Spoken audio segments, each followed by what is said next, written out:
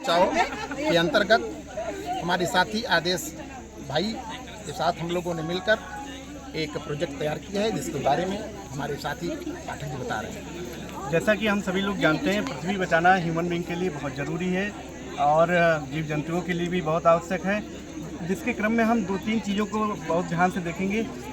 जल का सदुपयोग करेंगे, जल को अनावश्यक नहीं फैलाएंगे, जिससे जल की कमी न हो। कहा भी गया है जल ही जीवन है, जल के बिना जीवन की परिकल्पना नहीं की जा सकती है। इसके अलावा सेव एनर्जी विद्युत एनर्जी को भी बचाएंगे। विद्युत एनर्जी को बचा के हम लोग CFC रेफ्रिजरेटर से निकलने वाली CFC गैस को भी कम कर सकते हैं, और जो कि पर्यावरण में सहायक होगी। और पेट्रोल उत्पादों में कोल उत्पाद और पेट्रोल उत्पादों का भी कम प्रयोग करेंगे, जिससे यह नष्ट होने के बाद दोबारा नहीं गेन हो सकते हैं, इसलिए इनका कम से कम उपयोग करेंगे।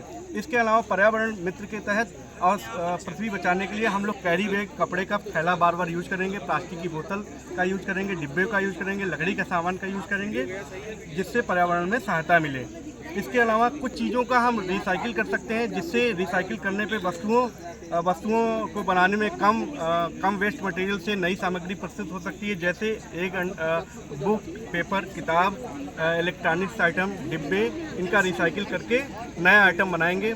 इसके अलावा जैसा कि भारत सरकार और राज्य सरकार ने कहा है कि प्लास्टिक का बिल्कुल उपयोग नहीं करेंगे। प्लास्टिक की बोतल, कैंस, प्लास्टिक की थैले, प्लास्टिक की पन्नी, क्योंकि ये बहुत सालों तक नष्ट नहीं होती है और पर्यावरण, महासागर, सागर, नदियाँ आदि पोल्यूशन होता है, इसको बिल्कुल यूज़ नहीं करेंगे। और बच्चों को यह सिखाएंगे कि यह पर्यावरण इन सब चीज़ों से प्रभावित होता है और इसको सिखाएंगे। मुख्य रूप से हमें ये देखना है कि पर्यावरण प्रदूषण किन किन चीज़ों से होता है।